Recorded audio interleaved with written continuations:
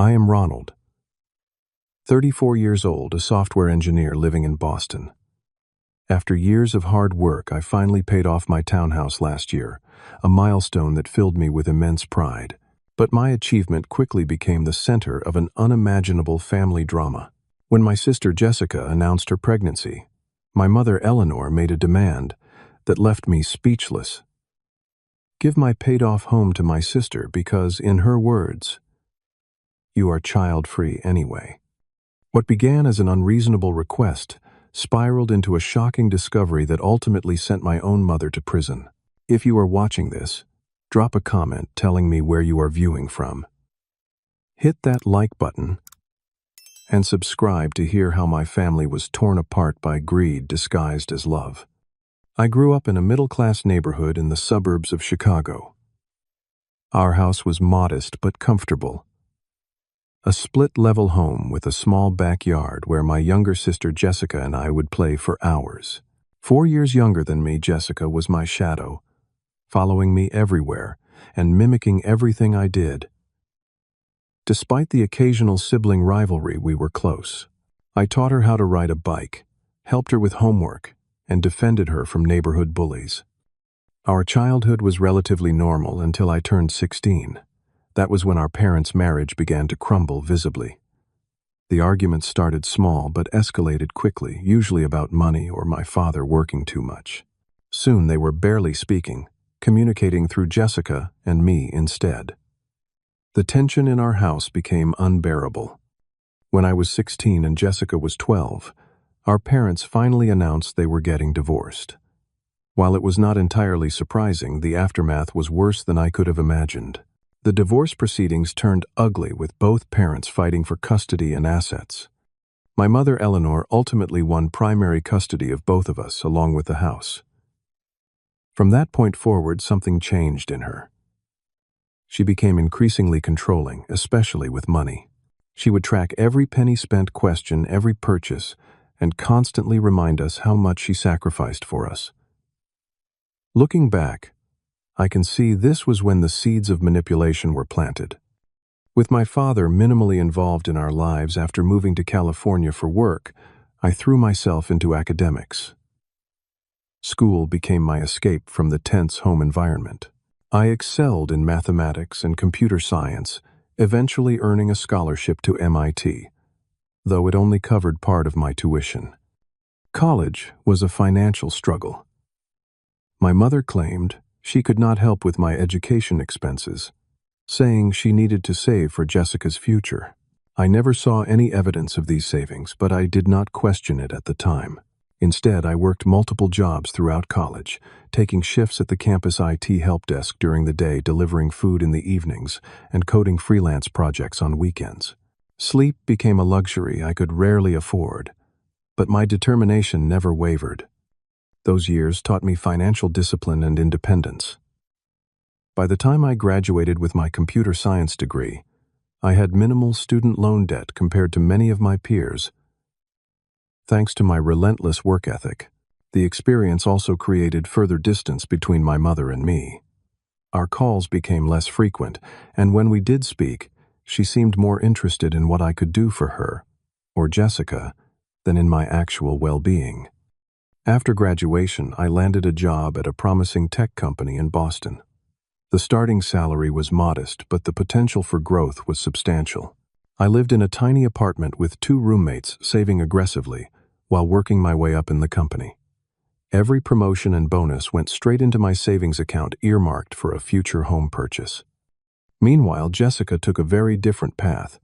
She struggled academically in high school and decided college was not for her. She briefly attended community college, but dropped out after 1 semester, claiming it was not the right fit. By 20, she had met Trevor, a charming but perpetually underemployed construction worker. They married quickly, and soon they were living paycheck to paycheck in a small rental apartment on the outskirts of Chicago. Despite our different life trajectories, I tried to maintain a relationship with Jessica. We would call each other every couple of weeks, and I would visit Chicago for major holidays. During these visits, I noticed how our mother seemed to favor Jessica, constantly praising her life choices while subtly criticizing mine. Comments like, When are you going to settle down? Or, all that money and no one to share it with became common refrains during family gatherings. By my early 30s, my career had taken off. After 8 years with the same company, I had risen to senior software architect, a position that came with stock options and substantial bonuses. At 32, I had saved enough for a 20% down payment on a townhouse in a desirable neighborhood in Boston. It was a 3-bedroom, 2.5-bathroom property with a small garden and renovated kitchen, more space than I needed as a single person, but I saw it as both a home and an investment. The mortgage payments were steep, but I was determined to pay it off quickly. I maintained my frugal lifestyle, despite my increasing salary putting every spare dollar toward the principal. I took on consulting projects on the side and invested wisely. Through discipline and focused determination, I managed to pay off the entire mortgage in just under 2 years, an achievement that filled me with immense pride. At 33, I owned my home outright. No debt, no financial stress. For someone whose childhood had been shadowed by money concerns and whose early adulthood had been defined by financial struggle, this was the ultimate security. Little did I know that my financial success would soon become the catalyst for the most difficult family crisis I would ever face. The trouble began during a family dinner last summer. I had flown back to Chicago for the weekend ostensibly to celebrate my mother's birthday, though she had mysteriously insisted that the gathering should be at Jessica and Trevor's apartment rather than at her house as usual. When I arrived, the small apartment was decorated with blue and pink streamers. Jessica was beaming one hand, resting protectively on her still flat stomach. "Surprise, you are going to be an uncle," she announced as I walked through the door. The news caught me off guard, but I was genuinely happy for her. Jessica had always talked about wanting children, even when we were kids ourselves. She would dote on her dolls while I built computers. Our different interests and life goals had never been a source of conflict between us. "That is amazing, Jess. Congratulations to both of you," I said, giving her a careful hug and shaking Trevor's hand. Trevor smiled proudly, though I noticed the worry lines around his eyes had deepened since I had last seen him at Christmas. My mother, Eleanor, was ecstatic. She fluttered around the apartment, already referring to herself as Grandma and talking about nursery themes and baby names. I had never seen her so animated, not even at Jessica's wedding. "My first grandchild," she kept saying, her eyes glistening with tears of joy. Finally, someone to carry on the family legacy. She would glance at me after these statements, a pointed look that made me increasingly uncomfortable as the evening progressed. As we sat down for dinner, the conversation inevitably turned to the practical aspects of preparing for a baby. Jessica and Trevor's apartment was a 1-bedroom barely large enough for the two of them. They would need to move before the baby arrived. "We have been looking at 2-bedroom apartments," Jessica explained, "but the rents are so high, and with the medical bills coming." Trevor nodded solemnly. "The construction business has been slow. I have been picking up odd jobs, but with the economy the way it is." He trailed off, pushing food around his plate. My mother reached across the table and patted Jessica's hand. "Do not worry, darling. Family takes care of family." "Right, Ronald." She fixed me with an expectant stare. I felt a slight tension in my shoulders, but nodded. "Of course, I would be happy to help with some of the baby expenses. Maybe I could set up a fund for the little one's future education, too." It seemed like a generous offer, a way to support my sister while respecting the life choices that both of us had made. Eleanor frowned, clearly dissatisfied with my response. "That is nice, Ronald, but Jessica and Trevor need real help. Not just money thrown at them from a distance." "Mom, Ronald's offer is more than generous," Jessica interjected, looking embarrassed. "We did not invite him here to ask for handouts." "It is not a handout when it is family," Eleanor insisted. "Ronald has been blessed with financial success. Success that should be shared with those who are building the next generation." Her emphasis on next generation felt deliberate, a subtle dig at my child-free status. The rest of the dinner proceeded with an undercurrent of tension. Eleanor kept making comments about how I had so much space in my townhouse for just one person, while Jessica and Trevor barely had room to turn around in their apartment. Each remark was wrapped in a veneer of casual conversation, but the implication was clear. By the time dessert was served, a homemade apple pie that had always been my favorite, I was feeling distinctly uncomfortable. Jessica seemed to sense my discomfort and tried to steer the conversation toward neutral topics, asking about my work and life in Boston. But Eleanor persistently brought the discussion back to the baby and the family responsibility that came with it. As I prepared to leave, promising to call Jessica soon to check on her, my mother followed me to the door. "We need to have a serious talk about family obligations, Ronald," she said quietly, her hand gripping my arm with surprising strength. "Your sister is going to need more than just a college fund for the baby." I nodded noncommittally and hugged her goodbye, eager to escape the stifling atmosphere of expectations. The drive back to my hotel was tense, my mind racing with uncomfortable thoughts. Had this whole dinner been orchestrated not just to announce Jessica's pregnancy, but to set me up for something more? Just as I was preparing for bed, my phone buzzed with a text message from my mother. "We need to discuss your responsibility to family. Come to my house next weekend." This is not optional. The commanding tone of the message set off alarm bells, but I told myself I was overreacting. Perhaps she just wanted to discuss a baby shower or some other family event. Nevertheless, sleep eluded me that night, as I pondered what exactly my mother meant by responsibility to family. The following weekend found me back in Chicago, driving to my childhood home, with a sense of foreboding that I could not shake. I had called Jessica earlier in the week to probe gently about Mother's intentions, but she had seemed genuinely puzzled, claiming she had no idea what Eleanor wanted to discuss. Mother's house looked the same as always, the modest, split-level home now immaculately maintained through her obsessive cleaning routines. As I parked in the driveway, I noticed fresh flowers had been planted along the walkway, and the curtains had been changed to a brighter pattern. Eleanor was clearly setting the stage for something important. She opened the door before I could knock, wearing a floral dress I recognized from special family occasions, and a smile that did not quite reach her eyes. "Ronald, my successful son," she greeted me, her voice honeyed with false warmth. "Come in. Come in. I have made your favorite pot roast." The interior of the house had been strategically arranged for maximum emotional impact. Family photos dominated every surface, with a particular emphasis on childhood pictures of Jessica and me together. A new collection of sonogram images had been framed and placed prominently on the mantel, along with a sign that read, "Grandma's greatest blessing." "Sit down, dear." Eleanor gestured to the dining room table already set with the good china we only used for Thanksgiving and Christmas. "Let us eat first. Then we can talk." Throughout the meal, Eleanor regaled me with stories of Jessica's childhood, particularly moments when I had protected or helped her. "You have always been such a good brother," she emphasized repeatedly, "always looking out for your little sister." After dessert, another apple pie that I barely tasted, Eleanor cleared the dishes and returned with a folder. She sat across from me, folded her hands on the table, and fixed me with a steady gaze.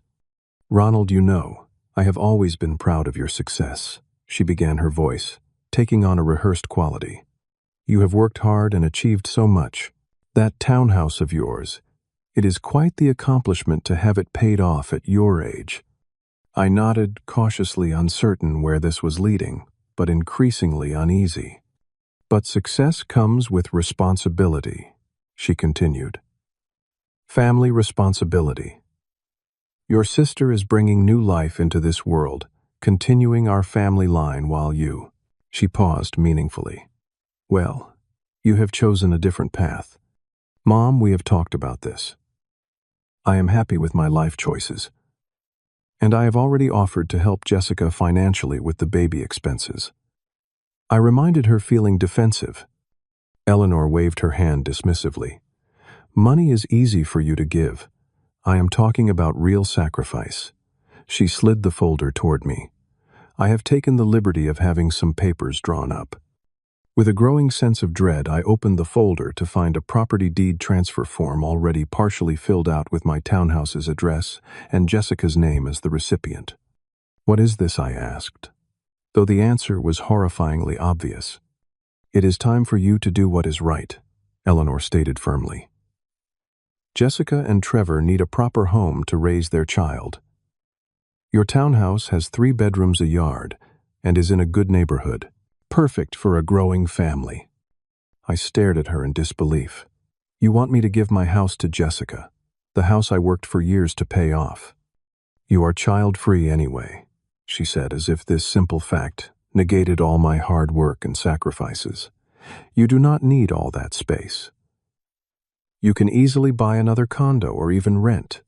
You make good money. The casual way she dismissed my largest life achievement left me momentarily speechless. When I finally found my voice, it was steady but cold. This is not happening, Mom. I am not giving away my home. Eleanor's expression hardened the facade of maternal affection, dropping completely. I have already told Jessica and Trevor that you would do this for them. They are making plans to move to Boston. You did what the betrayal cut deep. Without even asking me first. I knew you would need some convincing, she replied, but you will see reason. Family comes first, Ronald. Always. At that moment, the phone rang.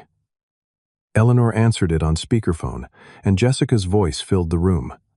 Mom, did you talk to Ronald yet? Trevor and I were thinking about paint colors for the nursery, and I wanted to check if... Jessica, I interrupted. Did you know about this? Did you know Mom was going to ask me to give you my house?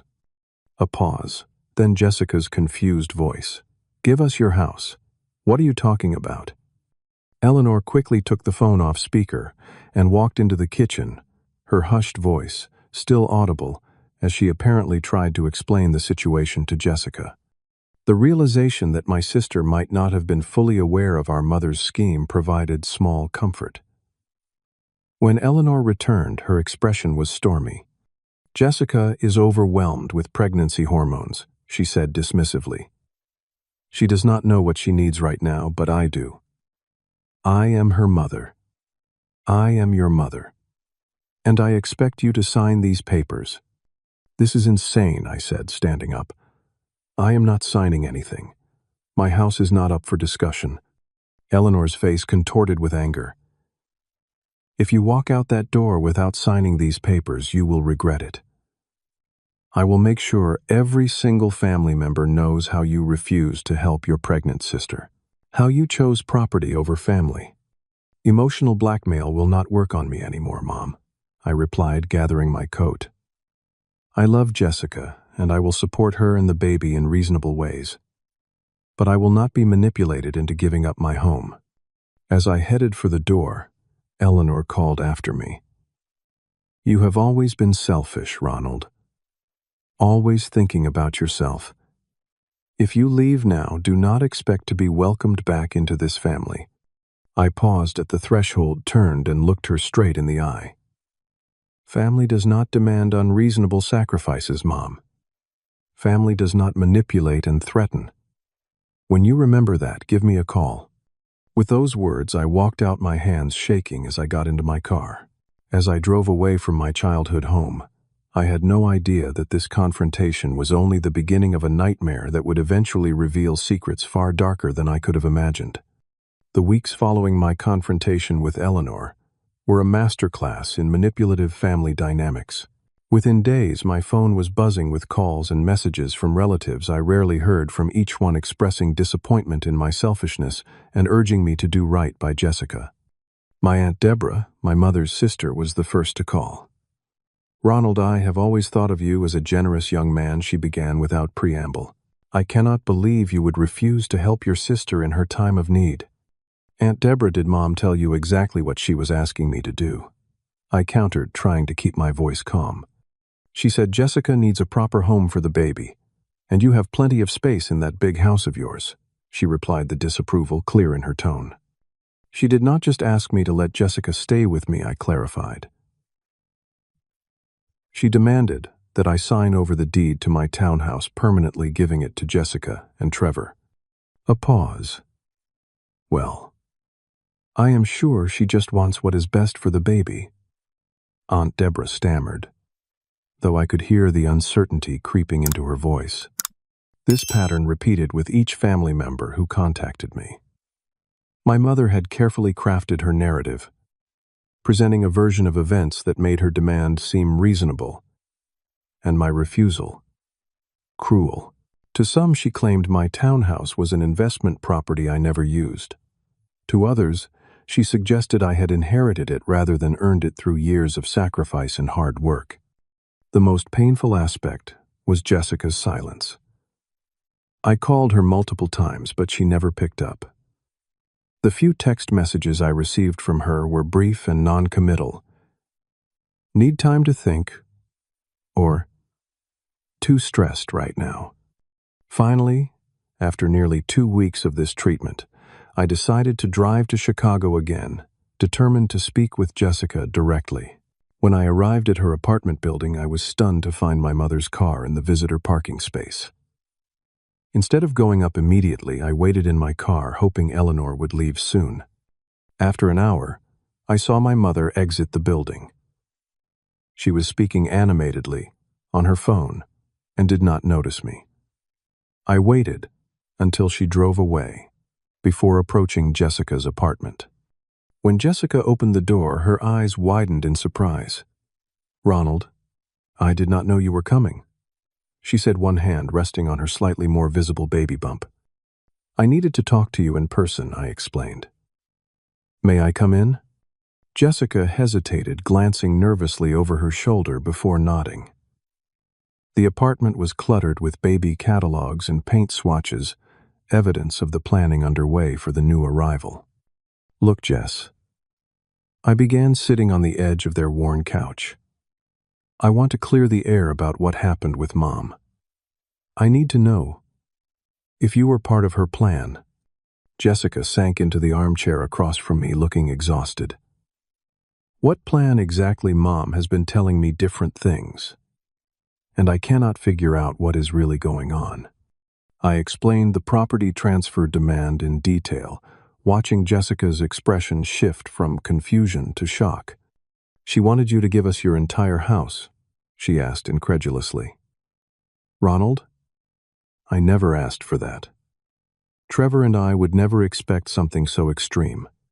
Relief washed over me. That is what I thought. "But why have you been avoiding my calls?" Jessica's eyes filled with tears. "Mom said you were furious with me for trying to take advantage of you. She said it would be better if I gave you space until you calmed down." She wiped at her eyes. "She has been here almost every day talking about how we need to prepare for the baby, how we need a bigger place, how you have an obligation to help." "Jessica, I want to help you, but giving away my home is not reasonable," I said gently. "I worked for years to pay off that mortgage." "I know," she nodded. "And honestly, Trevor and I do not want to move to Boston anyway. Our support system is here. Our jobs are here, even if they are not perfect." We talked for nearly 2 hours, reconnecting in a way we had not in years. Jessica admitted feeling caught in the middle, pressured by our mother's increasingly forceful opinions about how her life should be arranged. "She has always been controlling," Jessica acknowledged, "but since I announced the pregnancy, it has gotten so much worse. It is like she sees this baby as a due over a chance to control another generation." As our conversation wound down, Jessica mentioned something that sent a chill down my spine. "The strangest thing is that Mom keeps talking about having financial leverage over you. Something about how if you will not cooperate willingly, she has ways to make you comply. Do you have any idea what she means by that?" I shook my head, genuinely confused. "I have no financial connections with Mom at all." I have been completely independent since college. Jessica frowned. That is odd. She seemed really confident about it. She squeezed my hand. Be careful, Ronald. I love Mom, but something is not right with her lately. On the flight back to Boston, I could not shake the unease Jessica's words had created. What financial leverage could my mother possibly have over me? I had always been meticulously careful with my finances, a habit born from watching my parents' constant money arguments as a child. The stress began to affect my daily life. I found myself distracted at work, missing details in meetings, staying up late, checking and rechecking my financial records. My boss noticed my declining performance and suggested I take some personal days to sort out whatever was troubling me. Taking his advice, I gave myself a long weekend to try to make sense of the situation. But the more I thought about my mother's claim, the more confused and anxious I became. There had to be something I was missing, some angle I had not considered. Little did I know that my mother's cryptic threat would soon lead me down a rabbit hole of discovery that would change my understanding of my family forever. The question of what financial leverage my mother believed she had over me gnawed at me relentlessly. I began by methodically reviewing all my financial accounts, banking statements, investment portfolios, and credit reports. At first glance, everything seemed in order, but as I dug deeper, I noticed some discrepancies that made no sense. There was a credit inquiry from a bank I had never done business with, a change of address request for statements that I had never submitted. Small things easily overlooked individually, but collectively, forming a pattern that raised serious concerns. I spent an entire Sunday combing through years of financial records, creating a timeline of these anomalies. The pattern stretched back further than I had initially realized, with the earliest suspicious activity dating back to when I was still in college. By evening, my dining room table was covered with papers. My head was pounding, and my sense of unease had transformed into genuine alarm. The following Monday, I made an appointment with a private investigator named Lawrence Whitman, a former financial crimes detective recommended by a colleague. When we met at his modest office in downtown Boston, I presented him with my findings and explained the situation with my mother. Lawrence listened intently, taking detailed notes without interrupting. When I finished, he leaned back in his chair, his expression grave. Based on what you have shown me, Mr. Edwards, I believe you may be dealing with a case of identity theft, he said carefully. And given the timeline and the specific knowledge needed to access these accounts, it appears to be someone very close to you. My mother, I said the words, feeling like stones in my mouth. He nodded. It is a sadly common scenario. Family members have access to personal information, often no answers to security questions, and victims are less likely to scrutinize or report them. I authorized Lawrence to conduct a thorough investigation, giving him power of attorney to request records I might not be able to access on my own. The cost was substantial, but the need to understand what I was facing outweighed any financial concerns. Over the next 3 weeks, Lawrence uncovered a pattern of financial fraud that left me reeling. My mother had been systematically stealing my identity since I was 19 years old, opening credit cards in my name, taking out personal loans, and even forging my signature on financial documents. She had created an elaborate web of fraud, using my good credit to fund her own lifestyle, while carefully keeping the minimum payments current to avoid triggering any red flags. She has been quite sophisticated, Lawrence explained during one of our update meetings. She had your mail redirected to a P.O. box for statements from these fraudulent accounts. She used your social security number to open a virtual credit card monitoring service, which alerted her whenever you checked your own credit, allowing her to cover her tracks. The revelation that hit me hardest came when Lawrence discovered a second mortgage taken out against my townhouse using forged documents and a notary stamp that was later confirmed to be counterfeit. The mortgage is for $300,000, Lawrence said, sliding the documentation across his desk. Taken out 6 months ago, shortly after you made the final payment on your original mortgage. I stared at the paper, my name forged with unsettling accuracy on the signature line. But how I have the deed? I checked my property tax statements. She created a shell company as the lender, he explained. The funds were dispersed to an account she controls, and the payments are being made from another account also under her control. It was designed to remain hidden until she needed leverage. I finished the pieces suddenly falling into place. She wanted my townhouse for Jessica, but she had already taken out a fraudulent loan against it. She needed me to sign it over before I discovered the fraud. Lawrence nodded grimly. If you had agreed to transfer the property, the title search would have revealed the lien. She likely planned to step in at that point, claiming she would help by paying off the mysterious mortgage, making herself the hero while covering up her crime. As our investigation deepened, we discovered that I was not the only victim. My mother had opened credit lines using Jessica's information as well, though on a smaller scale. Most disturbing was the evidence that she had done the same to my elderly grandfather before his death, possibly contributing to the financial problems that had forced him to sell his home and move into assisted living in his final years. The scope of the fraud was staggering. In total, Eleanor had stolen nearly $500,000 through her schemes, with my identity bearing the brunt of the theft. The meticulous financial discipline I had practiced my entire adult life had inadvertently created the perfect victim. A person with excellent credit who rarely carried balances and seldom needed to apply for new credit, meaning her activities went undetected for years. Lawrence also uncovered evidence that my mother had been embezzling from the small accounting firm where she had worked for 20 years, using her position to create false invoices and divert client payments to her personal accounts. This explained how she had maintained her comfortable lifestyle despite her modest salary, a question that had occasionally crossed my mind, but which I had never seriously investigated. As the evidence mounted, I faced the most difficult decision of my life. The fraud was clear, the documentation irrefutable. If I did nothing, I would be legally responsible for hundreds of thousands of dollars in fraudulent debt.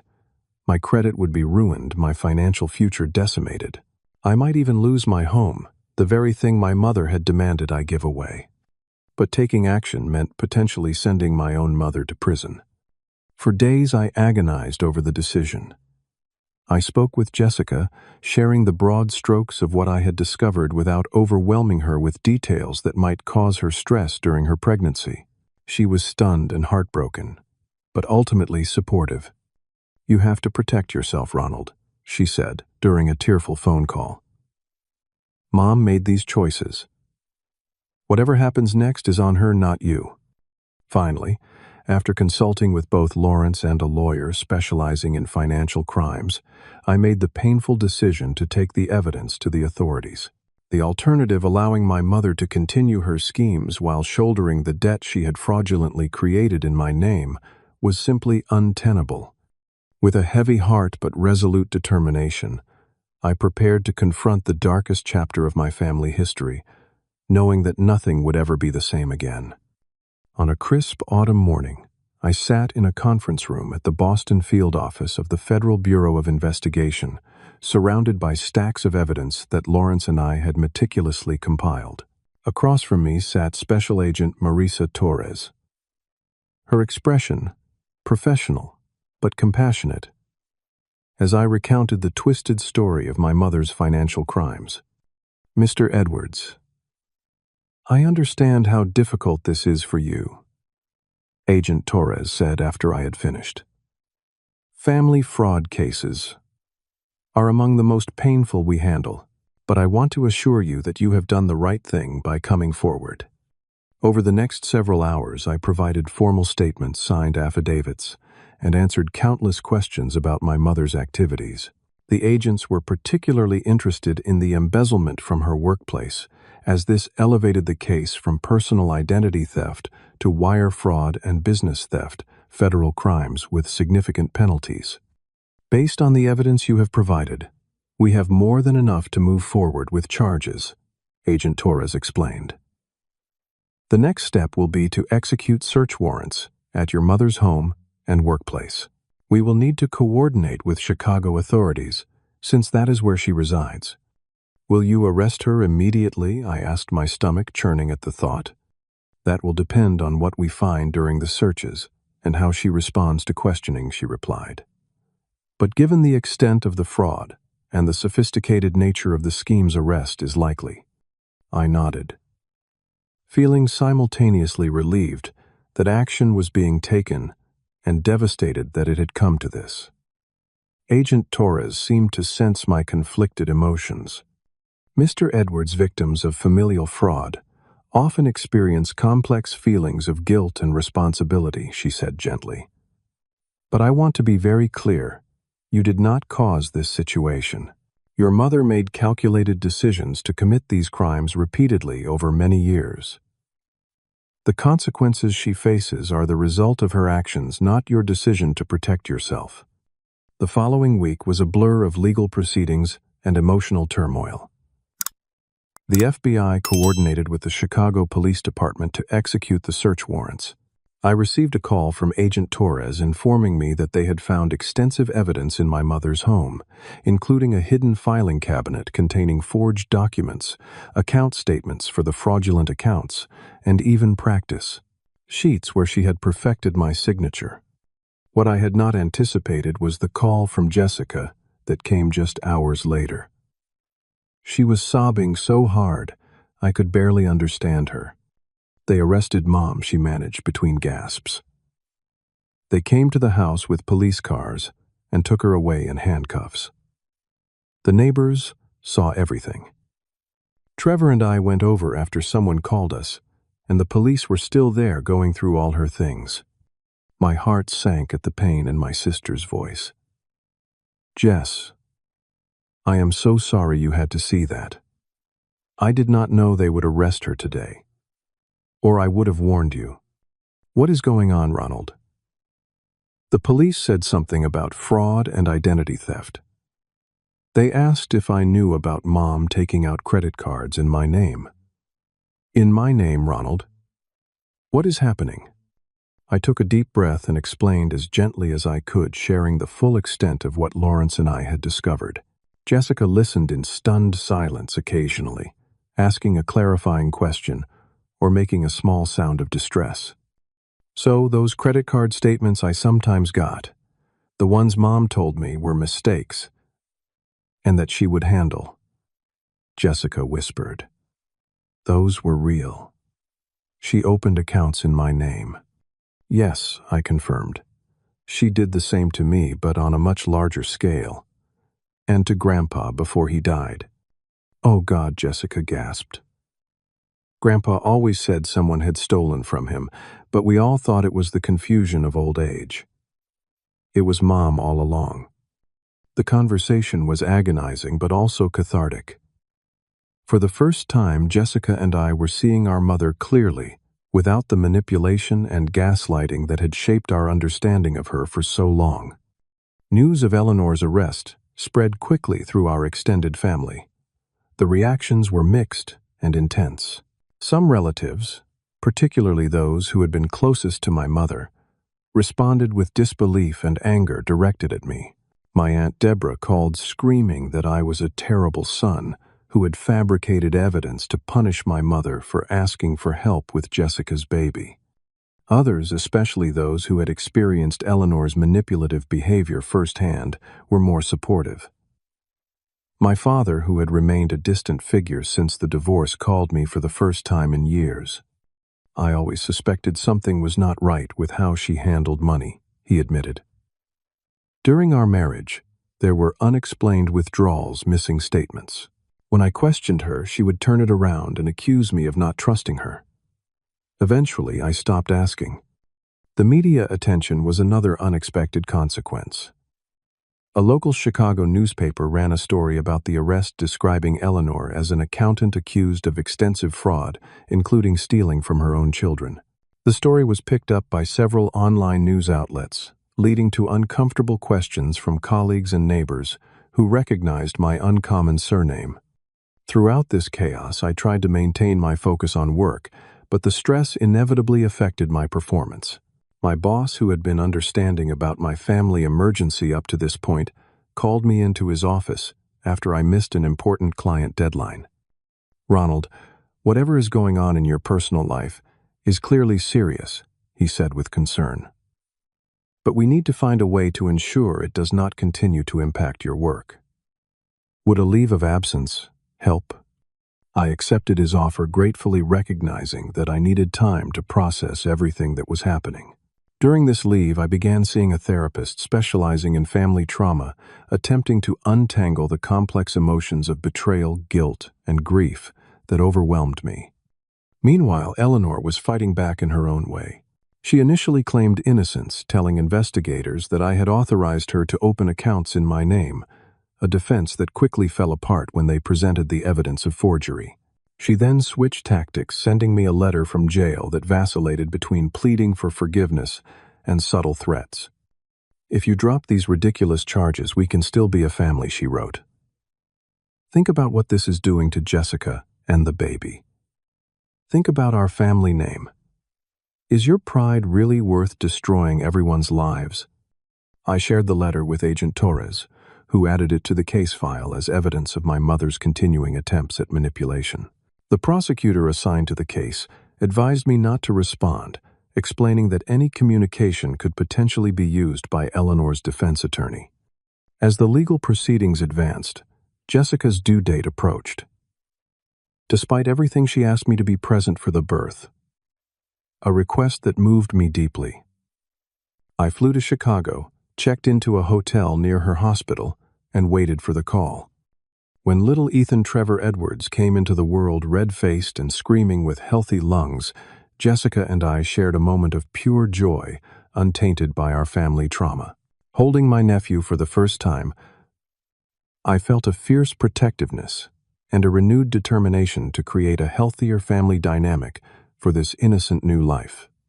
In the hospital room, with Trevor dozing in a chair and Ethan sleeping peacefully in a bassinet, Jessica and I had a conversation that marked a turning point in our relationship.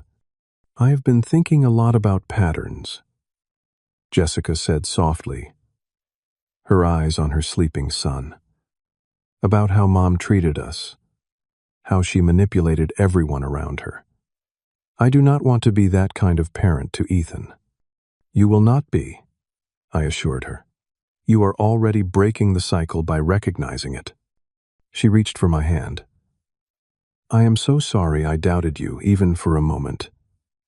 And I am sorry about the house thing. I need you to know, I never expected or wanted you to give us your home." "I know that now," I said, squeezing her hand. "And when all this legal stuff is settled, I want to help you and Trevor find a good place of your own. Not my house, but maybe I can help with a down payment. A fresh start." Tears filled Jessica's eyes. "After everything Mom did to you, you would still help us." "You are not Mom," I said simply. "And that little guy deserves a good start in life. Besides, that is what family really does, right? We support each other in ways that lift everyone up, not by tearing someone down." As I flew back to Boston the following day, I reflected on the painful journey of the past few months. The legal battle with my mother was far from over, the emotional wounds still raw. But for the first time since the nightmare began, I felt a glimmer of hope that something positive might emerge from the ashes of our broken family. 1 year after my mother's arrest, I sat in the back row of a Chicago courtroom, watching as the judge delivered her sentence. After multiple delays and legal maneuvers, Eleanor had finally pleaded guilty to multiple counts of identity theft, wire fraud, and embezzlement. The evidence against her was simply too overwhelming to fight. The defendant is hereby sentenced to 7 years in federal prison, followed by 5 years of supervised release. The judge announced, her voice stern.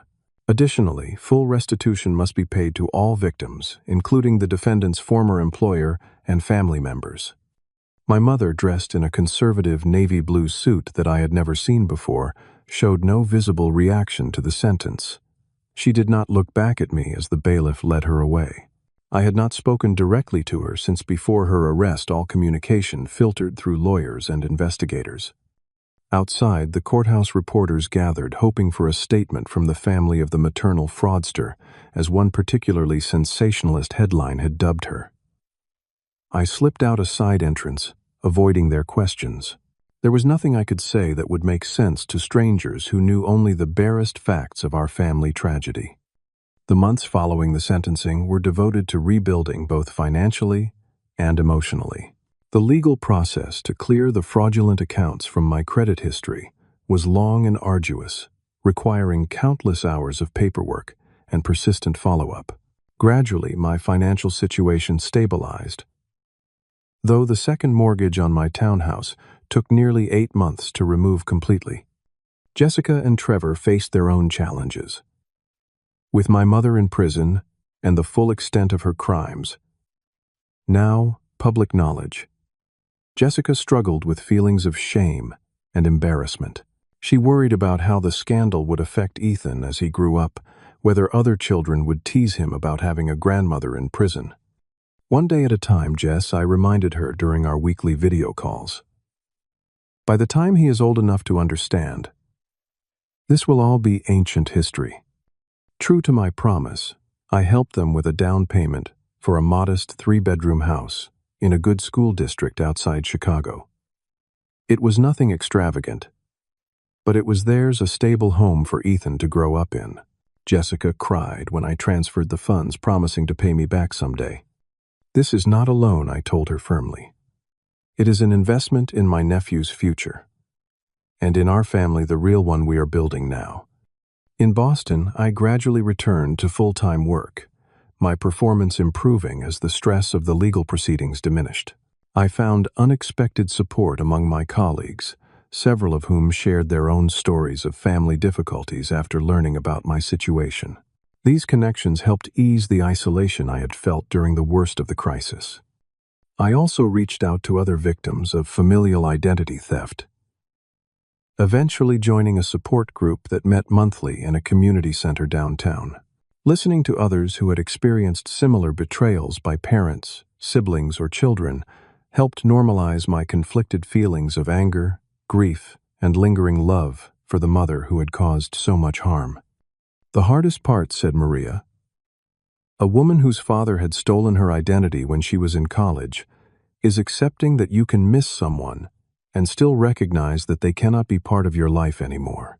That grief and self-protection can coexist. This insight resonated deeply with me. I had loved my mother despite her flaws, and part of me still mourned the relationship we might have had if she had made different choices. Working with my therapist, I learned to honor these feelings without letting them override the boundaries necessary for my well-being. Setting boundaries became an essential skill in my healing journey. I declined when Eleanor's attorney reached out requesting that I visit her in prison. I was firm but kind. When well-meaning relatives suggested I should forgive and reconnect with her, because she is still your mother, I learned to say no without guilt, and yes, without fear. As months turned into years, new patterns emerged in our reconfigured family. Jessica and I grew closer than we had ever been as children or young adults. We developed traditions untainted by manipulation, like monthly video game nights, where we played online together after Ethan was in bed, and annual summer visits, where I would spend a week in Chicago taking my growing nephew on adventures throughout the city. Trevor, who had initially been wary of me after the scandal broke, gradually became a friend and ally. He had been raised in a healthy family environment and offered valuable perspective on what normal family dynamics could look like. Watching him parent Ethan with patience and consistent boundaries provided a model I had never experienced in my own childhood. My relationship with my father also evolved. After decades of minimal contact, we began having regular phone calls, eventually progressing to in-person visits. He was trying in his own way to make amends for his absence, during my formative years. While I did not expect us to ever have the closeness we might have had, if he had remained present in my youth, I appreciated the effort and the opportunity to know him as an adult. 3 years after my mother's sentencing, I made a decision that surprised even me. I decided to sell my townhouse. The home I had worked so hard to obtain and protect had served its purpose, but it also held memories of the painful conflict with my mother. I was ready for a fresh start, a space untouched by the past. I purchased a smaller but more modern condo closer to my office, with a guest room that was always ready for Jessica, Trevor, and Ethan when they visited. The process of downsizing was liberating an opportunity to evaluate what truly mattered to me and what I could release. With the extra proceeds from the sale, I established a college fund for Ethan and made donations to organizations that supported financial literacy and victims of identity theft. Transforming money that had once been a source of conflict into a force for positive change felt like the ultimate reclamation of power. On Ethan's 4th birthday, as I watched him blow out the candles on a dinosaur-shaped cake, Jessica pulled me aside, her expression serious. "Mom sent a letter from prison," she said quietly. "She wants to meet Ethan when she gets out next year. Says she has changed, that she has been taking rehabilitation programs seriously." I tensed, immediately concerned about how this might impact our hard-won stability. "What do you think about that?" Jessica sighed. "Part of me wants to believe she has changed, but I cannot risk Ethan's well-being on hope alone." She squared her shoulders. I told her any relationship with Ethan would have to start with supervised visits, and only after she has demonstrated consistent, responsible behavior for at least a year after her release. I nodded, proud of my sister's strength. "That sounds like a reasonable boundary." "I learned from you," she said, giving me a quick hug before returning to the party. As I reflect on the journey from that fateful family dinner to today, I am struck by how something as material as a house became the catalyst for exposing decades of deception and ultimately led to healing. My mother's demand that I give away my paid-off townhouse, rooted in her entitlement and desperate need to cover her crimes, inadvertently freed us from patterns of manipulation that might otherwise have continued indefinitely. The irony is not lost on me that in trying to take my home, she lost her own freedom. Yet I cannot find satisfaction in her punishment, only a somber acknowledgement that actions have consequences, even when those actions are taken by someone we love. What I have learned through this ordeal is that family is not defined by obligation or sacrifice, but by mutual respect and support. True family lifts you up, celebrates your success, rather than trying to exploit it, and respects your boundaries. Sometimes the family we build through conscious choice is healthier than the one we are born into. I do not know what the future holds regarding my relationship with my mother after her release. I have made peace with the possibility that a healthy relationship may never be possible. But I do know that the family Jessica and I are creating now, with Trevor and little Ethan at its center, is built on a foundation of honesty and respect that can weather whatever comes next. If my story resonates with you, perhaps you have experienced the painful intersection of family and financial exploitation, or maybe you have had to establish difficult boundaries with loved ones. I would love to hear your thoughts in the comments below. Have you ever had to protect yourself from someone who claimed to be acting out of love? How did you navigate that challenging terrain? Remember to like this video. If it helped you feel less alone, subscribe for more stories about family, dynamics, and personal growth, and share with someone who might need to hear that standing firm in the face of unreasonable demands is not selfishness, but self-respect. Thank you for listening to my journey. And remember that healing is possible even after the deepest betrayals.